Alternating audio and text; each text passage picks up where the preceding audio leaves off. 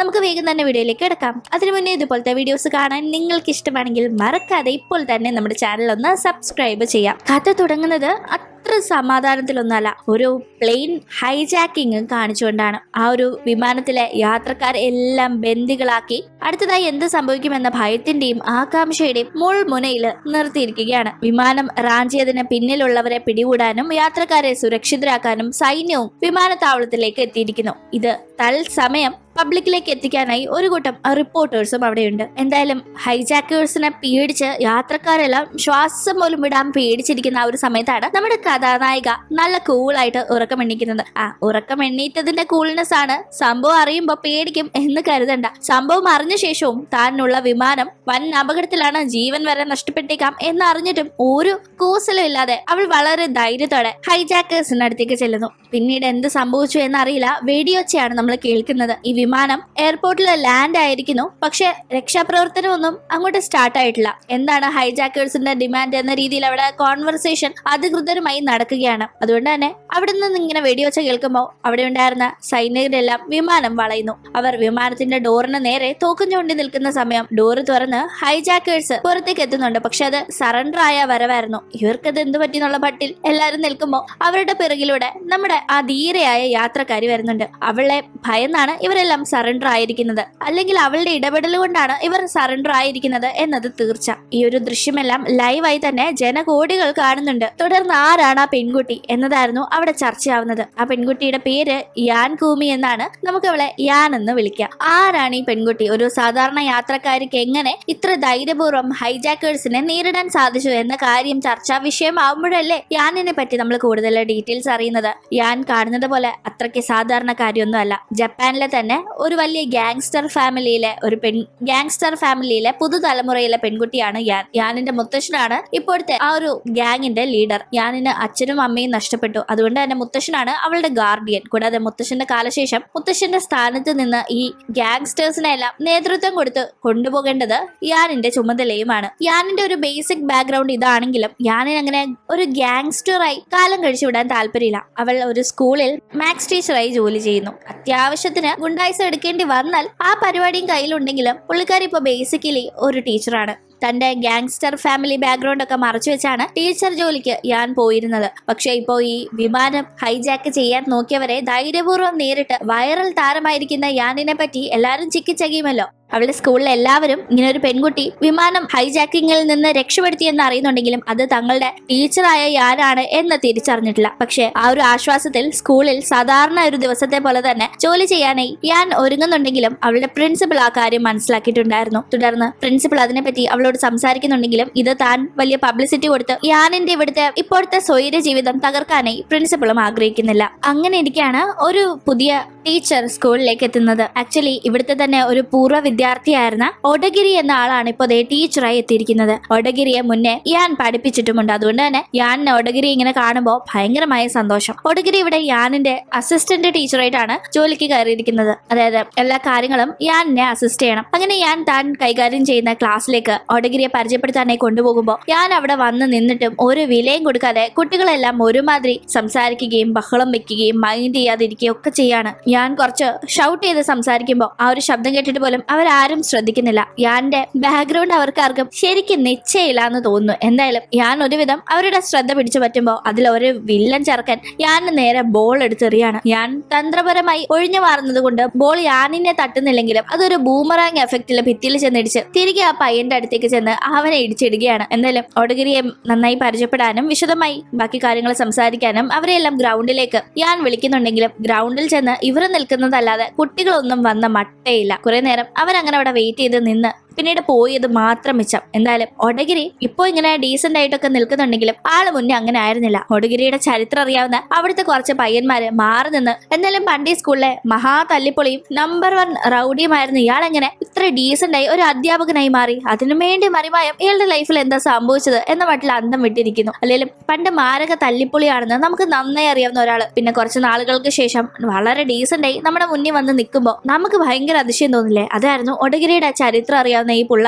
ഈ പിള്ളേർക്ക് ഇപ്പോ അവനെ കാണുമ്പോൾ തോന്നുന്നത്. ഞാനാകട്ടെ ഒടഗിരിയുടെ കൂടെ ഒരു റെസ്റ്റോറന്റിലേക്ക് ഫുഡ് കഴിക്കാൻ പോകുമ്പോൾ അവിടെ കുറച്ചു പേരെ കാണുന്നു. അവരും ഒടഗിരിയെ പോലെ തന്നെ യാനിന്റെ പൂർവ്വ വിദ്യാർത്ഥികളാണ്. അവരെല്ലാം ഒടഗിരിയെ കണ്ട് പഠനശേഷം അവരുടെ ജീവിതത്തിൽ നടന്ന ഓരോ കാര്യങ്ങളെ പറ്റി, ഇവരിപ്പോ എന്ത് ജോലി ചെയ്യാണ് എന്നതിനെ പറ്റിയൊക്കെ സംസാരിക്കുന്നു. തന്റെ പൂർവ്വ വിദ്യാർത്ഥികളെ കണ്ടത് ഒടഗിരിക്ക് യാനിന് നല്ല സന്തോഷം കൊടുക്കുന്നുണ്ട്. ഇവരൊക്കെ വിദ്യാർത്ഥികളായിരുന്ന ആ ഒരു കാലത്ത് തന്നെ നല്ലോണം ബുദ്ധിമുട്ടിച്ചവരാണെങ്കിലും ഹാപ്പി ആവുന്ന പുള്ളിക്കാരിയോട് അവർക്കൊരു ബോയ് ഫ്രണ്ട് ഇല്ലാത്ത കാര്യം ഈ വിദ്യാർത്ഥികൾ സംസാരിക്കുമ്പോൾ അത് കേട്ട ആളൊന്ന് അപ്സെറ്റ് ആവുന്നുണ്ട്. അങ്ങനെ ഇവിടെ കാര്യങ്ങൾ നടക്കുമ്പോൾ ഞാനിപ്പോ പഠിപ്പിക്കുന്ന വിദ്യാർത്ഥികളിൽ റായ് എന്ന ഒരു പയ്യനുണ്ട്. അവൻ അല്പം മുടയാണ്, അവന് വാലായി കുറച്ച് പയ്യന്മാരും കൂടെയുണ്ട്. ഈ ഒരു റായുടെ ഗ്യാങ്ങിനും മറ്റൊരു ഗ്യാങ്ങിനും തമ്മിൽ റോഡിൽ വെച്ച് പ്രശ്നമാവുന്നു. അപ്പോ റായിക്ക് പ്രശ്നം ഉണ്ടാക്കിയ മറ്റു ഗ്യാങ്ങിനെ അടിച്ചോടിച്ച് പ്രശ്നം സോൾവ് ആയി എന്ന ഒരു ആശ്വാസം വരുന്നുണ്ടെങ്കിലും അത് പിന്നീട് തന്റെ ലൈഫിൽ വലിയൊരു പണിയായി മാറുമെന്ന് അപ്പോ റായി ചിന്തിക്കുന്നില്ല. ഇതേ സമയം തന്റെ വിദ്യാർത്ഥിയായിരുന്ന ഒടഗിരിയെ കുറെ നാളുകൾക്ക് ശേഷം ഒരു ടീച്ചറായി സമൂഹത്തിൽ നല്ലൊരു പൊസിഷനിൽ നിൽക്കുന്നത് കാണുമ്പോൾ സന്തോഷം കാരണം യാൻ അവനെ തന്റെ ഫാമിലിക്ക് പരിചയപ്പെടുത്താനായി കൊണ്ടുപോകുന്നു. അങ്ങനെ യാനിന്റെ കുടുംബത്തിൽ വളരെ നല്ല സ്വീകരണമാണ് മുത്തശ്ശനും മറ്റാളുകളും ഒടഗിരിക്ക് നൽകുന്നത്. തുടർന്ന് അവരവിടെ ഒന്നിച്ച് ഭക്ഷണം കഴിക്കുകയും ഒക്കെ ചെയ്യുന്നു. പക്ഷെ വൈൻ നന്നായി കുടിച്ച് യാനാകട്ടെ നല്ല മയക്കത്തിലേക്ക് പോകുമ്പോൾ ഒടഗിരിയും യാനിന്റെ മുത്തശ്ശനും സംസാരിക്കുകയാണ്. താൻ വിദ്യാർത്ഥിയായിരുന്ന സമയത്ത് വളരെ അനോയിങ് ആയ ഒരു ടീച്ചറായിട്ടാണ് തനിക്ക് യാനിനെ തോന്നിയിട്ടുള്ളതെങ്കിലും യാൻ അന്ന് ചെയ്ത ആ അനോയിങ് ആയിട്ടുള്ള കാര്യങ്ങളാണ് ഇന്ന് തന്റെ ലൈഫ് ഈ രീതിയിൽ ലീഡ് ചെയ്യാനായി തന്നെ സഹായിച്ചതെന്നും അതുകൊണ്ട് തന്നെ താനിപ്പോ ലൈഫിൽ വളരെയേറെ ബഹുമാനിക്കുന്ന ഒരാളാണ് യാനെന്നും ഒടഗിരി വളരെ കോൺഫിഡന്റ് ആയി തന്നെ മുത്തശ്ശനോട് പറയുന്നുണ്ട്. അങ്ങനെ കാര്യങ്ങൾ കുഴപ്പമില്ലാതെ മുന്നോട്ട് പോകുന്ന സമയത്താണ് ആ നാട്ടിലെ ഒരു ഇലക്ഷനിൽ മത്സരിക്കാൻ നിൽക്കുന്ന ഒരു കാൻഡിഡേറ്റിന്റെ പ്രസംഗം ഞാൻ യാദൃശികമായി റോഡിലൂടെ പോകുമ്പോൾ കേൾക്കുന്നത്. ആ കാൻഡിഡേറ്റിന്റെ പേര് അലക്സ് എന്നാണ്. അയാൾ ആ ഒരു പ്രസംഗിക്കുന്ന സമയം കമ്മ്യൂണിക്കേറ്റ് ചെയ്ത അയാളുടെ ആശയങ്ങളെല്ലാം പ്രസംഗം കേട്ടിരുന്ന യാനിന് വളരെയധികം ഇഷ്ടപ്പെടുന്നു. അവൾ അതിന്റെ പേരിൽ തന്റെ സപ്പോർട്ട് എല്ലാം അയാൾക്ക് തന്നെയാണെന്ന് അയാളുടെ അടുത്ത് ചെന്ന് പിന്തുണ അറിയിക്കാനായി പോകുമ്പോഴാണ് അയാളുടെ മുഖം കാണുന്ന യാനിന് അയാളോട് അങ്ങ് വല്ലാത്തൊരു ഇഷ്ടം തോന്നുന്നത്. ക്രഷ് അടിക്കുന്ന യാൻ ഓൾറെഡി ഒരു ബോയ് ഫ്രണ്ട് ഒന്നും ഇല്ലാതെ ബോർ അടിച്ചിരിക്കുന്നത് കൊണ്ട് തന്നെ പെട്ടെന്ന് വളരെ എക്സൈറ്റഡ് ആവുന്നു. അയാളോട് ഒരു ക്രഷ് അടിക്കുന്നതിനോടൊപ്പം തന്നെ താൻ ഈ ഇലക്ഷന് അയാൾക്ക് എല്ലാവിധ സപ്പോർട്ടും നൽകുമെന്നും അലക്സിന്റെ അടുത്ത് നിന്ന് യാൻ വിളിച്ചു കൂവുന്നുണ്ടായിരുന്നു. അലക്സ് ആകട്ടെ നാട്ടിലെ തന്നെ നമ്പർ 1 IT കമ്പനിയുടെ ഉടമയുമാണ്. അങ്ങനെ ഇരിക്കെയാണ് അന്ന് റായുമായി പ്രശ്നമുണ്ടാക്കിയ ഗ്യാങ് അതിന്റെ പേരിൽ പകരം ചോദിക്കാനായി റായ് അന്വേഷിച്ച് സ്കൂളിലേക്ക് എത്തുന്നത്. അവർ കുറെ പേര് മോട്ടോർ സൈക്കിളില് വലിയ ഭീകരാന്തരീക്ഷമാണ് സ്കൂളിലേക്ക് എത്തി സൃഷ്ടിക്കുന്നത്. പക്ഷെ റായും കൂട്ടരും ആ സമയം സ്കൂളിൽ ഇല്ലാത്തത് കൊണ്ട് ആ ഒരു ഗ്യാങ്ങിന് മടങ്ങി പോവേണ്ടി വന്നെങ്കിലും ഈ ഒരു പ്രശ്നത്തെ പ്രിൻസിപ്പൽ വളരെ സീരിയസ് ആയി തന്നെയാണ് നോക്കിക്കാണുന്നത്. അതുകൊണ്ട് തന്നെ റായയും കൂട്ടരെയും വിളിക്കുന്ന പ്രിൻസിപ്പൽ അതിനെപ്പറ്റി ചോദിക്കുന്നു. ഇത്തരത്തിൽ തല്ലികൊളുത്തരവുമായി നടന്നു കഴിഞ്ഞാൽ സ്കൂളിൽ പഠിപ്പിക്കാൻ കഴിയില്ല, പറഞ്ഞു വിടേണ്ടി വരും എന്നെല്ലാം പ്രിൻസിപ്പൽ പറയുമ്പോൾ ഓൾറെഡി ആ ഒരു ഗ്യാങ്ങുമായി തങ്ങൾ നേരിട്ട് അങ്ങോട്ട് ചെന്ന് പ്രശ്നം ഉണ്ടാക്കിയിട്ടില്ല. അവർ ഇങ്ങോട്ടേക്ക് മുട കാണിച്ചു വന്നപ്പോൾ അത് ഇടപെട്ടു എന്ന് മാത്രം. കൂടാതെ ഇനി അവരുമായി പ്രശ്നം ഉണ്ടാക്കാനും തങ്ങൾക്ക് ഉദ്ദേശമില്ല എന്ന് റായ് പറയുമ്പോൾ അത് പ്രിൻസിപ്പൽ ചെവി കൊടുത്ത് കേൾക്കുന്നേ ഇല്ല. ആ ഒരു സമയത്ത് അവിടെ ഇതെല്ലാം കേട്ടു നിന്ന യാൻ തന്റെ വിദ്യാർത്ഥികളെ സപ്പോർട്ട് ചെയ്ത് മുന്നോട്ട് വരുന്നു. അതെ, തന്റെ വിദ്യാർത്ഥികൾ ഒരിക്കലും അകാരണമായി വഴക്കുണ്ടാക്കുന്നവരാണെന്ന് താൻ വിശ്വസിക്കുന്നില്ലെന്നും അവർ പറയുന്നതിന് താൻ ഗ്യാരണ്ടി എന്നും അവർ ഇനി വഴക്കുണ്ടാക്കി സ്കൂളിന് പ്രശ്നങ്ങൾ ഉണ്ടാക്കിയാൽ അന്ന് അവർക്ക് വേണ്ടി താൻ തന്റെ ജോലി ഉപേക്ഷിക്കുമെന്നും അതുവരെ അവരുടെ ഉത്തരവാദിത്തം തന്നെ ഏൽപ്പിച്ച് അവർക്ക് ക്ഷമ നൽകി ഒരു അവസരം കൊടുക്കണമെന്നുമാണ് ഞാൻ ആവശ്യപ്പെടുന്നത്. അവർ ഒരു തല്ലിപ്പൊളിയാണെന്ന് സാറിന് തോന്നിയെങ്കിൽ അവരെ നേർവഴിക്ക് കൊണ്ടുവരാമെന്ന ഉത്തരവാദിത്തം താൻ ഏറ്റെടുക്കുകയാണെന്നും താൻ ഈ പറയുന്നത് പോലെ അവർ നേർവഴിക്കായില്ലെങ്കിൽ ജോലി ഉപേക്ഷിക്കാൻ പോലും തയ്യാറാണെന്നുമാണല്ലോ അവിടെ ഞാൻ പറയുന്നത്. തങ്ങളുടെ ടീച്ചർ തങ്ങൾക്ക് വേണ്ടി ഇങ്ങനെ സംസാരിക്കുന്നത് റായുടെയും കൂട്ടരുടെയും കണ്ണ് തള്ളിക്കുന്നുണ്ട്. കാരണം ഇവരൊരു തല്ലിപ്പൊളി ഗ്യാങ് ആണെന്ന് ഇവർക്കും അറിയാം, അത് നന്നായി തന്നെ യാനും അറിയാമെന്നും അവർക്കറിയാം. എന്നിട്ടും ഞാൻ അവരുടെ ജോലി പോലും റിസ്ക് ചെയ്ത് ഈ സംസാരിച്ചതാണ് ആ ഗ്യാങ്ങിനെ അമ്പരപ്പിച്ചത്. എന്തായാലും ആ അമ്പരപ്പൊന്നും തന്നെ യാനോടുള്ള കടപ്പാടായി മുന്നോട്ട് കൊണ്ടുപോകാൻ അവർ തയ്യാറല്ല.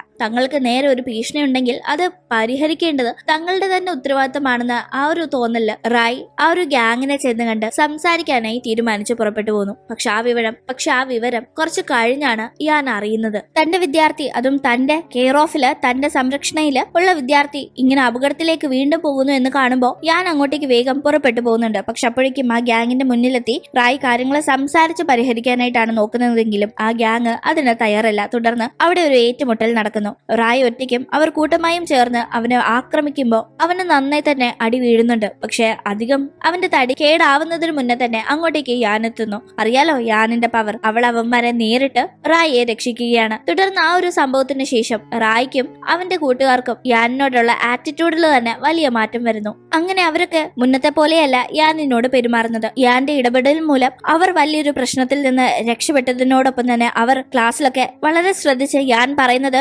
പെർഫെക്റ്റ് ആയി കേൾക്കുന്ന വിദ്യാർത്ഥികളായി മാറുന്നു. അങ്ങനെ കാര്യങ്ങളെ സ്മൂത്ത് ആയി പോവാണ്. ആ ഒരു സമയത്താണ് മറ്റൊരു പ്രശ്നം. യാനിന്റെ തന്നെ ഒരു വിദ്യാർത്ഥിയായ മാക്സിന് ഒരു അബദ്ധം പറ്റുന്നു. അവനൊരു ലഹരി മരുന്ന് കേസിൽ പെടുകയാണ്. പക്ഷെ അതറിയുമ്പോൾ മാക്സ് ഒരിക്കലും അത്തരത്തിലൊരു പയ്യനല്ല എന്ന് യാൻ അവന് വേണ്ടി വാദിക്കുന്നുണ്ട്. പക്ഷെ സ്കൂളിലെ പ്രിൻസിപ്പൽ ഉൾപ്പെടെ മറ്റാരും തന്നെ അത് വിശ്വസിക്കാനോ മാക്സിന് വേണ്ടി സപ്പോർട്ട് ചെയ്യാനോ തയ്യാറല്ല. ഈ ഒരു സമയം ഇതിന്റെ സത്യാവസ്ഥ ഇപ്പൊ പോലീസ് പിടിക്കുമെന്ന് പേടിച്ച് ഒളിവിൽ കഴിയുന്ന മാക്സിനെ കണ്ട് യാനും ഒടഗിരിയും യാന്റെ കൂടെ മാക്സ് നിരപരാധിയാണെന്ന് വിശ്വസിക്കുന്ന അവന്റെ കൂട്ടുകാരും ഒക്കെ ചേർന്ന് ചോദിക്കുമ്പോൾ അവൻ കാര്യങ്ങൾ പറയുന്നു. അവൻ പഠനത്തിന്റെ ഒപ്പം തന്നെ ഒരു പാർട്ട് ടൈം ജോലിക്ക് ശ്രമിച്ചിട്ടുണ്ടായിരുന്നു. അങ്ങനെ അവനൊരു ജോലി കിട്ടി, ഡെലിവറി മാനായി. തരുന്ന ലഗേജ് അതേപടി മറ്റൊരു സ്ഥലത്ത് ഡെലിവറി ചെയ്യുക എന്നത്. ആ ജോലി അവൻ കൃത്യമായി ചെയ്തു, അതിന് കാശും കിട്ടി. അങ്ങനെ അത് കണ്ടിന്യൂ ചെയ്തു പോകുന്ന ഒരു ദിവസമാണ് അവൻ അറിയാത്തൊരു കാര്യം അറിയുന്നത്. അത് ലഹരി മരുന്നാണ്. താൻ ലഹരി മരുന്നിന്റെ കാരിയർ ആയിട്ടാണ് ജോലി ചെയ്യുന്നതെന്ന്. അവൻ അതിനെ ചോദ്യം ചെയ്തപ്പോൾ അവരുമായി അവന് പ്രശ്നമുണ്ടായെങ്കിലും ആ ഒരു സമയം ആ സ്ഥലത്തേക്ക് പോലീസ് അന്വേഷണത്തിന് എത്തുന്നു എന്ന കാര്യം രഹസ്യ വിവരമായി ലഭിച്ചതിനെ തുടർന്ന് ആ സംഘം അവിടെ നിന്ന് രക്ഷപ്പെട്ടു. മാക്സും ഇവിടെ നിന്ന് ഇതെല്ലാം തന്റെ തലയിലാകും എന്നറിയാവുന്നത് കൊണ്ട് അവിടെ നിന്ന് രക്ഷപ്പെടാനായി ശ്രമിച്ചെങ്കിലും അവന്റെ പേഴ്സ് അവിടെ നഷ്ടപ്പെട്ടിട്ടുണ്ടായിരുന്നു. അങ്ങനെ അവിടെ കിടന്ന് അവന്റെ പേഴ്സ് കിട്ടിയതിന്റെ അടിസ്ഥാനത്തിലാണ് ലഹരി മരുന്ന് കേസിൽ ഇപ്പോൾ മാക്സ് പ്രതിയായിരിക്കുന്നത്. നിരപരാധിയായ മാക്സിനെ രക്ഷിക്കാനായി തീരുമാനിച്ച യാൻ തന്റെ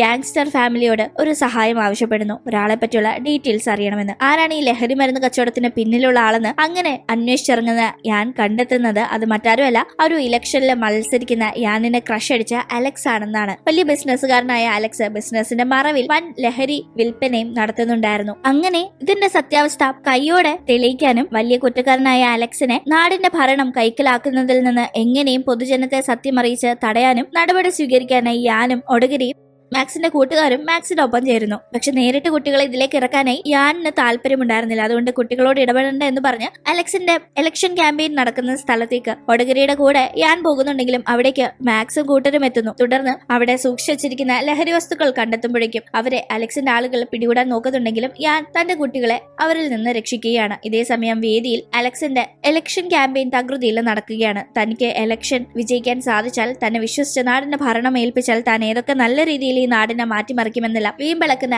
അലക്സിന്റെ മുന്നിലേക്ക് ഇടുത്തി പോലെ സത്യങ്ങൾ തെളിയിച്ച് യാനും കൂട്ടരും എത്തുന്നു. അലക്സിന്റെ വൻ ലഹരി വസ്തുക്കളുടെ ശേഖരവും അതിന്റെ കച്ചവടത്തിന്റെ ഡീറ്റെയിൽസും എല്ലാം തെളിവോടെ അവിടെ അലക്സിന്റെ ലൈവ് സ്ട്രീമിങ്ങിനായി വെച്ചിരുന്ന സ്ക്രീനുകളിൽ വീഡിയോകൾ വന്ന് നിറയുമ്പോൾ അതെല്ലാം കണ്ട് അലക്സ് പതറുന്നുണ്ടെങ്കിലും അതിലും വലിയ ഞെട്ടൽ നാട്ടുകാർക്കായിരുന്നു. തങ്ങൾ വലിയ നല്ലവൻ എന്ന് കരുതിയ അലക്സിന്റെ യഥാർത്ഥ മുഖം കണ്ടിട്ട്. എന്തായാലും ആളുകളൊക്കെ പന്തികേട് മനസ്സിലാക്കി വേദി വിട്ട് ഇറങ്ങിപ്പോകുന്നു. ഈ ഒരു സമയം തന്റെ രാഷ്ട്രീയ ജീവിതവും ബിസിനസ്സും എല്ലാം തകർത്ത് സത്യങ്ങൾ ആളുകളിലേക്ക് എത്തിച്ച യാനിനെ വെറുതെ വിടാനായി അലക്സ് തയ്യാറല്ല. അലക്സ് യാനിന് നേരെ തോക്കെടുക്കുന്നു. ആ ഒരു സമയം അതും ലൈവായി തന്നെ ടെലികാസ്റ്റ് ആവുന്നുണ്ട്. കണ്ടിരിക്കുന്ന ആളുകളെല്ലാം യാനിന് അപകടം പറ്റുമോ എന്ന പേടിയിലാവുന്നു. തന്റെ കയ്യിൽ നിന്ന് പണവും പദവിയും എല്ലാം നഷ്ടപ്പെടുത്തിയ യാനിനെ താൻ വെറുതെ വിടില്ല എന്ന് അവൻ ആക്രോശിക്കുമ്പോൾ പണമോ പദവിയോ ഒന്നുമല്ല ഏറ്റവും വലുതെന്നും നല്ല രീതിയിൽ ഒരു യുവതലമുറയെ വാർത്തെടുക്കേണ്ടതിന് പകരം അത് നശിപ്പിക്കുന്ന ഈ പ്രവൃത്തി ആദ്യം നിർത്തണമെന്നും എത്ര തല്ലിപ്പൊള്ളിയാണെങ്കിലും നന്നാവാൻ ഇനിയും അവസരമുണ്ടെന്നും അലക്സിനെ പറഞ്ഞു കൊടുക്കാൻ നോക്കുകയാണ് യാൻ. അതിന് ഉദാഹരണമായി തന്റെ പല വിദ്യാർത്ഥികളുടെ കാര്യവും യാൻ അവിടെ കുറിക്കുന്നുണ്ട്. എന്തായാലും ഇതെല്ലാം കേട്ട് താൻ ചെയ്യുന്ന തെറ്റുകൾ ഇതുവരെ തനിക്ക് ചൂണ്ടിക്കാണിച്ച് തിരുത്തി തരാൻ ഒരാളും ഇല്ലാതെ ഇരുന്ന ആ ഒരു നഷ്ടം ഇപ്പോഴാണ് അലക്സ് മനസ്സിലാക്കുന്നത്.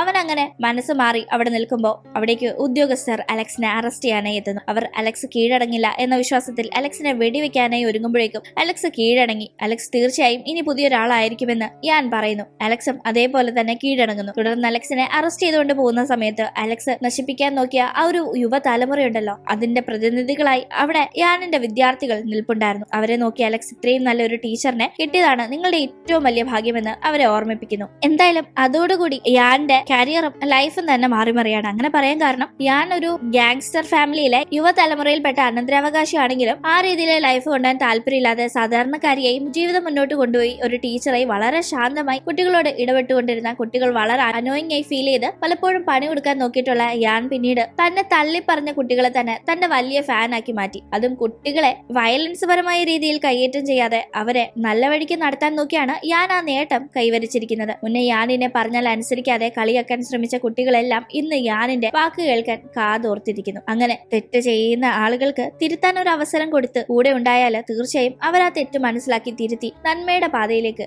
വരും എന്നത് കൂടി കാണിച്ചുകൊണ്ട് ഈ ഒരു കഥ ഇവിടെ അവസാനിക്കുകയാണ്. ഇന്നത്തെ ഈ ഒരു വീഡിയോ നിങ്ങൾക്ക് ഇഷ്ടപ്പെട്ട് കാണുമെന്ന് പ്രതീക്ഷിക്കുന്നു. ഇഷ്ടപ്പെട്ടെങ്കിൽ മറക്കാതെ വീഡിയോ ലൈക്ക് ചെയ്തും ഷെയർ ചെയ്തും സബ്സ്ക്രൈബ് ചെയ്തും സപ്പോർട്ട് ചെയ്യുക. വീണ്ടും കാണും വരെ ബൈ.